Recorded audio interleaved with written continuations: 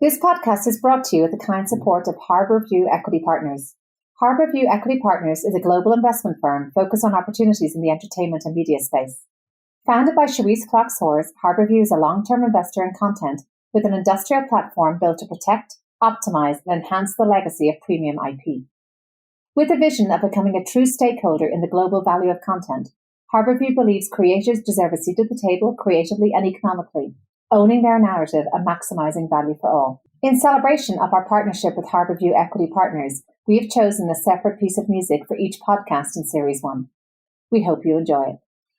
It's very much left to one side. It's almost an acceptable form of discrimination.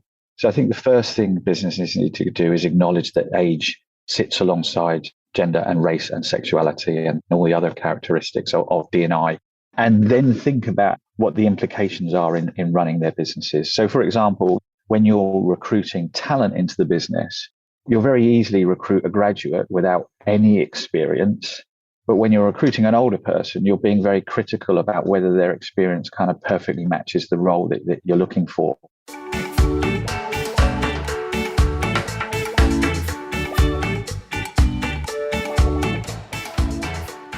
I'm Aoife David, and welcome to the 50 Faces podcast, a podcast committed to revealing the richness and diversity of the world of investment by focusing on its people and their stories. I'm joined today by Steve Butler, who's Chief Executive at Punter Southall Aspire, an investment consulting group.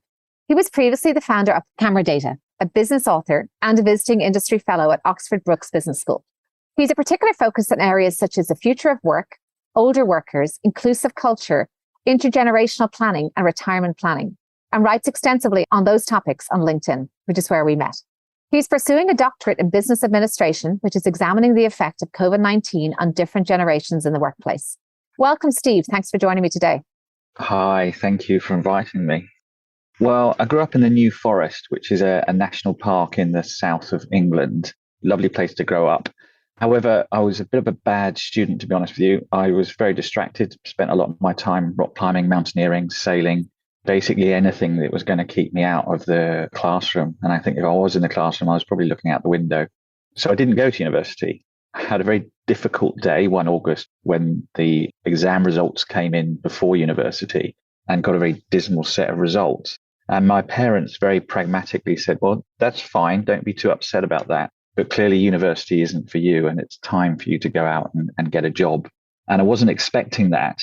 I was a bit horrified about it all at the time. I thought I would just glide my way into university and kind of carry on as I had been. So I set about looking for work, advert in the local paper for a trainee business development role with a life assurance and pension company. So I applied for that and to my surprise, landed it within a week. And I think probably reflecting on that, I can be honest, it wasn't my academic credentials that kind of got me that job. I was entering an industry that was very dominated by men in the 1980s. The business that I joined was entirely men in the business development team. So I definitely reflect on that and think, well, I landed that job because I'm a man. And I think now in my role as CEO, I have to kind of acknowledge that I had a foot up to getting into the industry. And did the fact that you had that awful day, as you describe it, that kind of rude awakening, do you think that maybe sharpened you up in terms of focus when you got to the workplace? Did you stop cavorting with ponies in the New Forest and sailing and rock climbing? Yeah, probably quite perceptive of you to say that. And I think when I arrived in the workplace, it wasn't what I was expecting. I kind of enjoyed it and I fitted in and it worked for me. So I definitely, in a very short period of time, became much more focused in my career and my direction of travel. It didn't mean I stopped rock climbing and mountaineering, but I did spend my working days working hard. Well, certainly growing up in the New Forest with those ponies, I'm sure sounds like one of the most idyllic, potentially distracting childhoods. So moving through your career now, were there any surprising turns along that way? I think the first surprising turn was that I was actually quite good in a business development role. It wasn't a career that I'd chosen. It was a career that I landed in and it worked out really well for me. And I think that's because I'm a kind of people person. I like spending time with people. I'm quite curious. I like to hear their stories and kind of what works for them.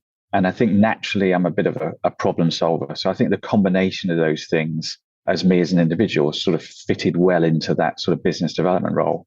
So in quite a short period of time, I went from a sales area, which was a couple of small towns in the south of England, to within 3 or 4 years later, I had South America as a sales territory. So I was sort of traveling internationally and getting involved with very big accounts and big investments. And was Spanish necessary as part of that journey? That's funny, actually, because my employer said, right, you need to learn Spanish. And I had a Spanish tutor that would come to the office twice a week to teach me Spanish. And on my first trip to Argentina, I arrived at the hotel and the hotel staff wanted to speak to me in English to practice their English. And then I met my first client who said, excellent, can we talk in English? Because I want to practice.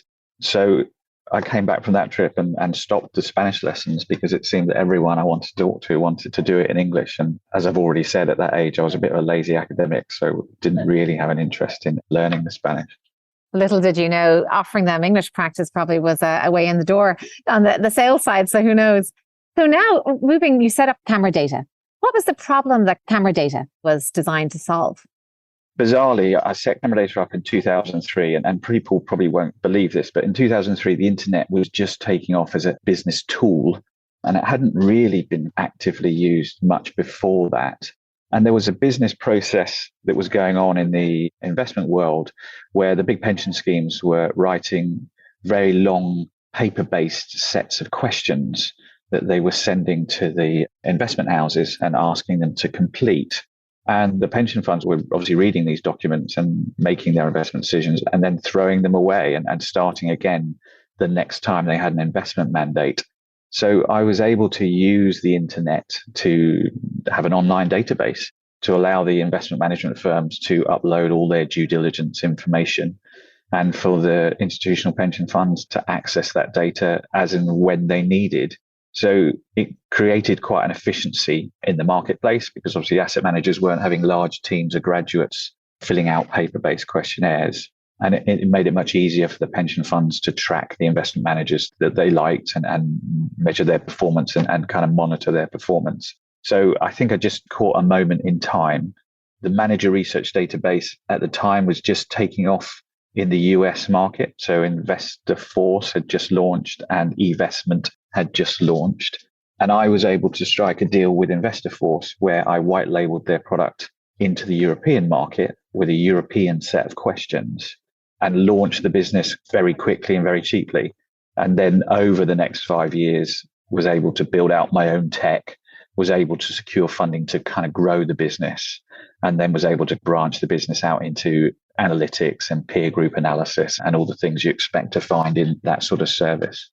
It's really interesting. Would you say that any kind of lessons learned in terms of that process of growing, building that business, even though you'd been used to a business development role, when it comes to actually your own business, it can be quite different? Yeah, because my previous role to that had been in a blue chip company. And then the next day I was working at home on my own. And you have to deal with everything from changing the printer cartridge to doing the business development to working with software developers to specify software development. So it was a real sharp learning curve. And there was a lot of time spent in the city of London going around convincing asset management firms that it was a good thing. Firms are often slow to change to new technology. So it took some momentum to get going over the first 5 years. And I think I started the business, I was only 32 and I just finished my MBA. And I think the MBA was the thing that kind of made me realize that business isn't that hard. It gives you a taster of all elements of business. And you think, well, actually, I can apply myself to most of these areas. So I think that was what gave me the confidence to do it. And I think I just caught a moment in time right in terms of kind of a need that was there in the market. Did you find there was a need to give some of these services away for free at the beginning, given you were probably a less known name, or did you have any kind of cardinal rules about never undercharging? Well, I looked at the marketplace and clearly the asset managers were the ones that had budgets to spend. The asset owners and the consultants were a much harder nut to crack. So I actually built the business on the basis that I would provide the data at no cost to the asset owners and the consultants, because I needed their traction of using the data to attract the managers to sort of get involved in the database. So I built the model for the business up on that basis of where the budget was sitting and which was the easiest to secure. Fascinating. So following the money from a very early stage. And I'd love to ask now, finally, just to bring this journey, the academic journey, up to your current doctorate in business administration. Clearly doesn't look like you have enough else on your plate. Can you talk about that and how your topic evolved? Because now it seems to be addressing the effect of COVID head on, which it probably didn't start out that way. No, you're absolutely right. So I'm kind of in my final year now. So I'm sort of 6 years in. And when I started from the perspective as a business leader. I've been experiencing in the workplace the impact of the different generations arriving in the workplace. I was seeing very different behaviors between my younger employees and my older employees. And that was creating some conflicts in the workplace. I was also being involved in pensions, very aware of the changing sort of demographics that were going on in the workplace, in that people were living longer and because of pension requirements would need to stay in the workplace longer to meet their pension requirements. But that was conflicting against what I was actually seeing against my own peer group, who in their 50s were being made redundant or were struggling to find work. So my initial research subject sort of centered around age discrimination and perceived age discrimination in the workplace. And the research before me kind of highlighted that people feel most discriminated against at the beginning and the ends of their careers. And I wanted to test that and see how that worked from a perception of discrimination.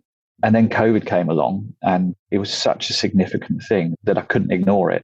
It was impacting on the data that I was collecting. So changed my research subjects to be the impact of COVID on the different generations in the workplace. Still looking at how people perceived they were being discriminated against, but I looked at it before COVID and during COVID to see whether there was a kind of difference in the way that people felt they were being treated. And there was.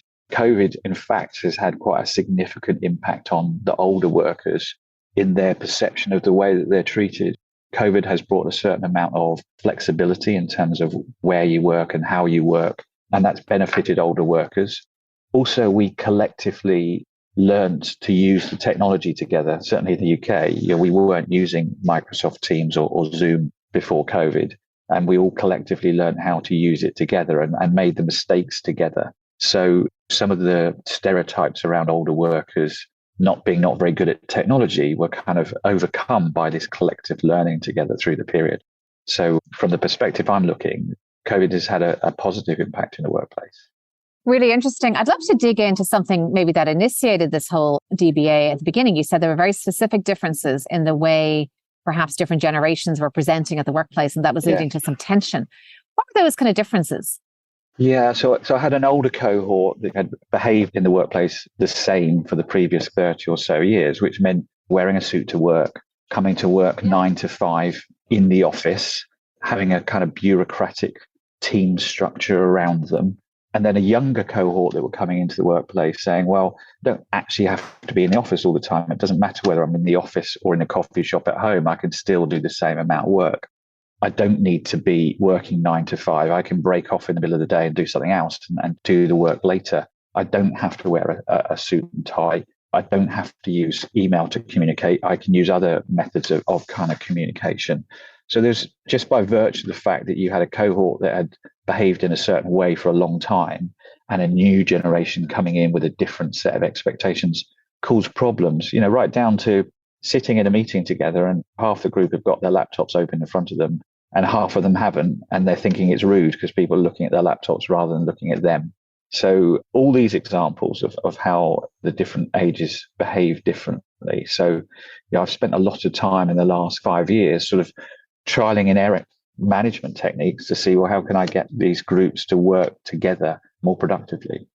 So interesting, because obviously communication, I would think, about expectations, meeting expectations, etc., just trying to put oneself on the other shoes could go a long way towards some of this. But I do find it quite soul destroying, I suppose, to hear about that circle, that full circle of discrimination coming full circle towards the end of one's career. Even if COVID has improved the situation, I would imagine it's still existing, this discrimination. How can we start to tackle that? Well, I think firstly, age is the one D&I characteristic which kind of isn't on the main agenda. It's very much left to one side. It's almost an acceptable form of discrimination. So I think the first thing businesses need to do is acknowledge that age sits alongside gender and race and sexuality and all the other characteristics of D&I. And then think about what the implications are in running their businesses. So, for example, when you're recruiting talent into the business, you'll very easily recruit a graduate without any experience. But when you're recruiting an older person, you're being very critical about whether their experience kind of perfectly matches the role that you're looking for. So I think it requires managers to be much more open-minded in the recruitment, looking at competencies rather than direct experiences, etc. And I think flexibility is a big part of it for both younger and older workers. I think we're now entering a world of work where we don't have to be in the office every day of the week. We can work from home some days of the week. We can dress differently. We can use different methods of working. And I think it's also about creating a culture where you're not just saying, well, your older workers, they're not really keen on promotion or training opportunities. We need to treat the whole workforce the same from that perspective. If we don't do that, people will leave the workforce and kind of not come back. And I think that's what we're seeing. We saw lots of people, older people in the UK, leave the workforce during the COVID period because they got a taste of what retirement would be like and they liked it. And the frustrations that they had in the workplace weren't being addressed. In terms of addressing this with initiatives, you mentioned diversity initiatives, so many of them, whether it be internship programs, awareness sessions, anti-bias training. How can we address this? And unfortunately, it seems that it is particularly maybe weighted. I don't know whether it's less favorable to men because there's a desire to still, for example, on board positions, have more women in roles. Is it falling differently on men and women, this discrimination? Well, that's quite interesting because in the pilot study for my doctorate, I looked at the intersectionality of age and gender. And what I found matched the kind of research that had previously existed is that men, from a perception perspective, feel most discriminated against at the beginning of their career because they're coming into the workplace new, everyone's older than them, they don't know the lie of the land, etc. But that kind of tails off quite quickly, and then it starts to build in the latter part of their career. Now, this is in contrast to women who predominantly have a perception of being discriminated against equally throughout their entire career. So there is a gender difference here. Another soul-destroying comment for me that I have now to thank for discriminated against across their entire career. Well, that I suppose that at least it's consistent. In terms of the industry in general now that we're looking at, I mean, let's give it a score. So I know that you've done this longitudinal study and you've shown that there is, unfortunately, not much progress. There's a lot of talk of progress. There's talk of initiatives that I mentioned before. How would you assess the efficacy, the likely efficacy of some of these initiatives? Yeah, I mean, I have to say, I would score the investment and savings industry in the UK market low. I would give it a 2 or a 3 out of 10. We have an industry that is very male dominated with men from very specific universities, etc. And that's cascaded throughout the years for many decades. There's a desire for things to change. And we've established a cross-industry initiative called the Diversity Project in the UK. There's almost 100 member firms involved in that initiative. An initiative has been running for 5 years, and it's got work streams in all the different areas of diversity and inclusion and produces huge volumes of content, events, charters, manifestos, etc. But we've barely seen the needle move in 5 years. So it's frustrating. I acknowledge that it will be slow to change, and a lot of the change is going to come from attracting new talent into the industry, new, more diverse talent, and creating a culture where those individuals can thrive and kind of stay in the industry. So there's some great initiatives around 10,000 Black interns and social mobility charities supporting people to get roles in the investment industry.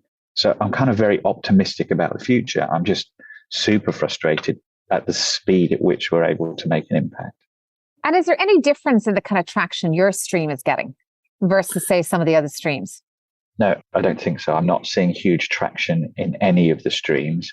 The only area where I have seen traction is we have a work stream that I'm actually the executive sponsor for, which is smart working, so hybrid working. And pre-COVID, trying to convince my CEO peers in the investment industry that hybrid working was a positive thing and would have a very positive impact on many people in the workforce. They weren't really engaging. But then obviously COVID's happened and it's transformed the workplace. So we've done 10 years forward almost on that front. My only concern is that companies revert back to the way that they were because that's what they know, rather than embrace the future and acknowledge that if you do allow flexible working, you have a much larger talent pool available to recruit from. You're creating an environment which accommodates people as their needs change. So I'm a big supporter of hybrid working, and I hope we can kind of maintain that as we carry on post the COVID years. And it's interesting because obviously participation is still painfully low in the workforce in the whole, which is giving rise to some of this crunch. So maybe, and it's also, of course, been more pronounced in the 55 plus age groups with the dropping out of the workforce. So maybe that's an issue that we can try to address through, I know returnships exist for professionals mid-career, often that have left for various reasons, parental leave, etc. Maybe a similar type of returnship for older generation might be suitable. Have you seen anything work like that? Yeah, I have. And there are some initiatives in the industry. And I think it's a bit of a change in mindset. I think historically, we've always felt recruitment happens at the graduate stage rather than a kind of returning stage. But I think as that mindset changes, it will have an impact. And it's not just age related, it's gender related, it's neurodiversity related, etc. It will have a positive impact in a number of areas. We'll just move to now, back to your personal story. You've had a career that's spanned some few decades. What would you say are some of the, not to underscore, but I'm in a similar situation myself, so that isn't a soul destroying thing. Would you say there were some highs and lows of that you can tell us about? Yeah, I think for me personally, I found the corporate world in the larger investment houses challenging. And I think for the same reason, I'm finding it challenging when I talk to them about diversity and inclusion. So for me, the highlight was when I stepped away from the blue chip organizations and kind of set up on my own and allowed myself to build a business in the structure and the frame that I wanted it to be, to my own values rather than the values of those organizations. So for me, that was a big turning point in my life and my career, to work for an organization that has my values. That's so interesting. And you talk about your values. Would you say that any of those were influenced by mentors that you had or key people? Yes. And my current chairman, Jonathan Punter, is probably an individual who I'd say that's influenced me significantly. I believe he's invested in me rather than the business. So he's kind of looking at me as someone with a set of competencies rather than any particular business decision. He's taken a long-term investor perspective on building the business. Because he understands the investment industry, he knows that there are highs and lows and that mistakes will be made. And he's been prepared to invest on the longer term and be pragmatic. So I think that combination of investing in the person, pragmatism, and accepting the highs and lows of the market are a set of skills that he has that certainly have influenced me and influenced the way that I look at businesses, investments, etc. personally. It's interesting, actually, that brings up another question around the particular importance of that kind of longer memory in a time like now when we are perhaps a decade or two away from a similar regime to what we're experiencing today. So whereas many of the workforce have actually never lived through circumstances like we're in, rising rates, high inflation, isn't this now more than ever that we should be looking to people with more experience in these type of markets because they've simply seen it before, they can imagine it? Absolutely. And I think they're able to hold their nerve and be pragmatic that we'll come out the other side. Certainly when I look back at my younger career, you get very nervous when there's a crash or a bubble, etc., about what the future's going to hold. So certainly that older cohort is going to bring that pragmatism and confidence to see us through some of these challenges. So I think when we think about older workers, it's not always about a straight linear career. There are lots of things that people can contribute to the business in terms of mentoring and coaching and having that corporate memory, which are hugely valuable to the organization. And they're not directly linked to a straight linear career. And when someone's had a long career, we often associate it with great words of wisdom that they've picked up along the way. Are there any that you've picked up or any creed or motto that you live by? Well, I think for me, and you might expect me to say this from someone that established the Camradata business, but doing your due diligence and understanding the detail of what you're doing is kind of really important. When I think back to my early career and I worked for some of those blue chip kind of investment houses and I promoted their investment products, in all honesty, as the business development person, I didn't necessarily understand those investment products as well as I should have done. And the company certainly didn't tell me all the details. And things happen, funds didn't perform, and you wonder, well, why didn't they perform? And you kind of think, well, if I'd done my due diligence at the start, I would have known the strengths and weaknesses of these funds, and I would have sold them in a different way. Certainly in my early career, there was a smooth bonus fund with a headline rate that I sold lots of. And then when markets turned bad, they implemented a market value adjustment under the actuarial discretion clause, which I had not read and didn't know anything about. So for me now, looking back, I think do your due diligence on whatever it is, whether it's an investment fund, a job, a company. I think in the past, I've always jumped in with 2 feet and perhaps haven't done the due diligence that I should have done. It's also getting back to the why. I mean, why are we here? Why are these products here? The question I asked you, what is the problem it is designed to solve, can sometimes be a helpful reminder that we're not just operating in a vacuum. Thank you so much, Steve. This has been, first of all, I came across you because you were shining a light on a topic that I think gets far too little discussion. Unfortunately, ageism or discrimination or non-inclusion of older workers is something that is very rarely discussed, precisely because those workers may have other issues that compound this problem. It may be at a stage of their life that they're less healthy, less active, and have other issues that perhaps complicate advocating for themselves. So thank you for the work you do through the Diversity Project and on your own to shine a light on this and for keeping us talking about this, because we're all getting older and we're all going to need advocates like you. Absolutely. That's the thing. We're all getting older. Thank you. And I appreciate the conversation. I'm Aoife Devitt. Thank you for listening to the 50 Faces podcast. If you liked what you heard and would like to tune in to hear more inspiring investors and their personal journeys, please subscribe on Apple Podcasts or wherever you get your podcasts. This podcast is for informational purposes only and should not be construed as investment advice, and all views are personal and should not be attributed to the organisations and affiliations of the host or any guest.